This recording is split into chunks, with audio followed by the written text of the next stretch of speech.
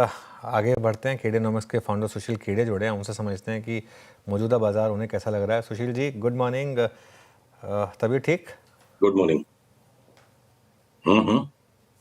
Okay, बताइए market पर अब क्या रवैया है इस समय? मार्केट की तबीयत थोड़ी सी ख़राब लग रही है। डोनाल्ड ट्रंप जिस तरीके से एक के बाद एक स्टेटमेंट्स दे रहे हैं, थोड़ा सा लग रहा है कि काफ़ी दिक्कत हो रही है हमारे लिए।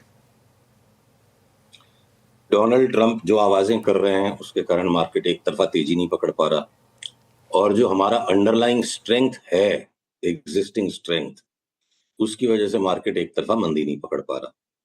तो मार्केट से तात्पर्य मेरा इंडिसेस पे है। अगर पीसीआर कृपया मेरी स्क्रीन को शेयर करें तो मैं एक सिंपल सी बात आपको दिखाना चाहूंगा निफ्टी और बैंक निफ्टी पे। मेरी स्क्रीन शेयर करेंगे पीसीआर? मत लीजिए, स्क्रीन शेयर है देखिए, आपकी। निफ्टी पे एक बार हम 24,900 के ऊपर आए बिना आज हम वापस 24,400 आ जाएं, ऐसा अभी तक का पिक्चर है। अंतिम चरण बचा है। उसके बाद 26,000, 26,100, 200 तक की चाल बने।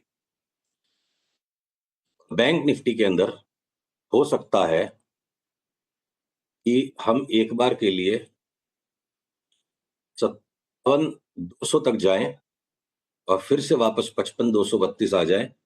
उसके बाद निफ्टी के जितनी बड़ी तेजी शायद बैंक निफ्टी नहीं पकड़ पाएगी।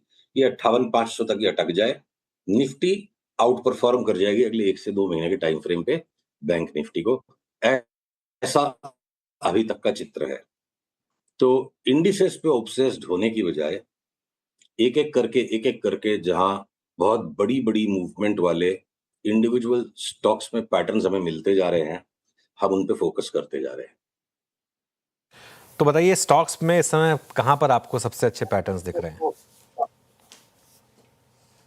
रियल एस्टेट में डीएलएफ लगता है 1,070-80 की चाल शुरू हो चुकी है। कल के लो को स्टॉप लॉस बना के डीएलएफ भर लीजिए।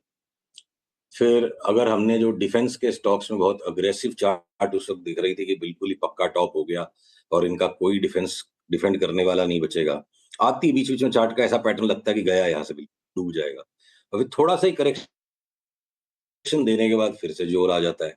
तब भारत इलेक्ट्रॉनिक्स लिमिटेड में लगता है 500 सवा 500 की चाल वापस शुरू हो गई है। तो डिफेंस, ड्रोन, इलेक्ट्रॉनिक्स जो भी आप समझ लो, भारत इलेक्ट्रॉनिक्स वहां पे हमारा टॉप पिक हो गया। तो रियल्टी और डिफेंस के 2 स्टॉक हो गए। और फिर मैं एक अपवाद आपको लगेगा, हो सकता है कुछ लोग इसको लेके चिढ़ भी जाएं, पर उनके चिढ़ने से तो काम चलेगा नहीं। चार्ट बताया, आईटी के स्टॉक पूरा होना था, आईटी के स्टॉक्स में हो चुका है।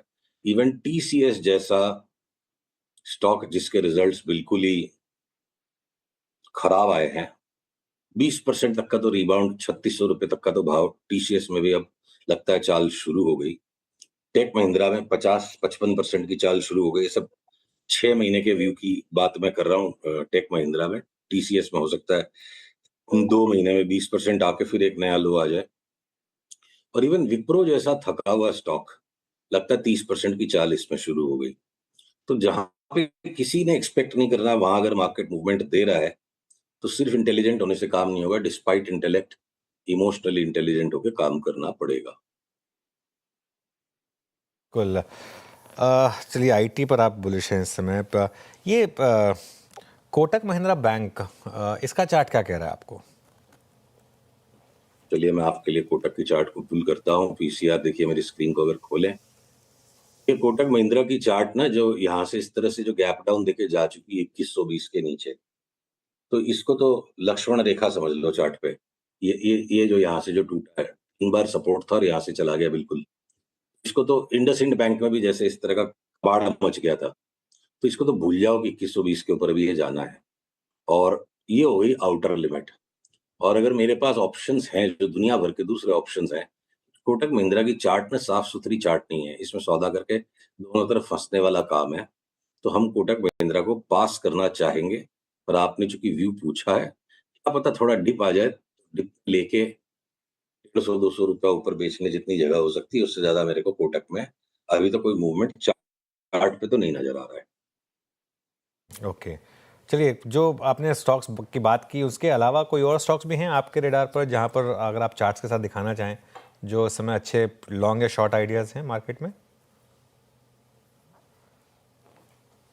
देखिए, हमारी लिस्ट तो वैसे बहुत लंबी है और वो रेपिटेटिव ना हो जाए इसके लिए पास्ट वीक्स में भी हमारी उन पे बात हो चुकी है। एबीएफआरएल मेरे को लगता है ₹75 का स्टॉक 175 हो सकता है। लॉन्ग टर्म कोई बुल मार्केट नहीं है और लॉन्ग टर्म बुल मार्केट हुए बिना भी बड़े रिटर्न्स बिल्कुल पॉसिबल है। आप ये देखो, एबीएफआरएल की चार्ट आ गई है मेरे स्क्रीन पे। अगर पीसीआर दिखाने का कष्ट करें तो थोड़ा सा मजा लिया जाए इस चार्ट का। देखो, एबीएफआरएल की ये जो चार्ट है, पता नहीं स्क्रीन क्यों आज फ्रीज हो रही है। हाँ, ये देखिए, एबीएफआरएल की इस चार्ट में बड़ा सिंपल सा पैटर्न है। ये थिंक ट्रेडिंग में आज कुछ नेट का इशू है, सो हम चार्ट छोड़ देते हैं।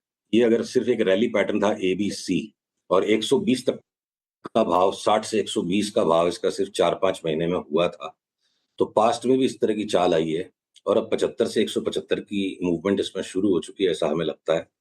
और एबीएफआरएल के अलावा अगर मैं आईडीएफसी फर्स्ट बैंक, बैंकों में हमारी सबसे टॉप पिक है आईडीएफसी फर्स्ट बैंक। कम से कम एक बार 60% की अपमूव इसमें है। तो किसको पता हो 60% वाली अपमूव इसमें बढ़ के 150% भी हो जाए। 69 रुपीज का स्टॉक, अभी हमें लगता है 100 रुपये का भाव एक बार हम पकड़ के चलते हैं तो 100 पे हो सकता है फर्दर बुलिशनेस आ गई। इस टॉप को इसने ब्रेकआउट दे दिया, 150 तक ना रुके। फिर पेट्रोनेट एलएनजी या आपके gas authority of India limited, ये फ्यूचर्स में हैं, लोग इनमें ट्रेडिंग करने की कोशिश करते हैं। शॉर्ट टर्म में बहुत ज्यादा नॉइजी हैं ये गैस की चार्ट्स, बहुत गैस भरा है उन चार्ट्स में, पर डिलीवरी उठा के कोई बैठे तो गेल में और पेट्रोनेट एलएनजी में मुझे यहाँ से 60-70% की मूवमेंट लगती है। इंडेक्स हो सकता है 26,000 जाए, नहीं जाए, पहले रुक जाए, जाएगी भी तो क्या होगा, 4-5% ही हुए। तो मलाई जो है इंडिविजुअल स्टॉक्स में है, 50-50, 60-60% वाले पैटर्न जिन स्टॉक्स में है, हम उन पे फोकस करने की सलाह देंगे आपको। ओके, चलिए सुशील जी, बहुत बहुत शुक्रिया। थोड़ी सी तबीयत आपकी नासाज लग रही है, थोड़ा सा रेस्ट करिए, थोड़ा सा गर्म पानी पीजिए और आराम हाँ करिए। थैंक हाँ यू जी, सो हाँ मच। जी।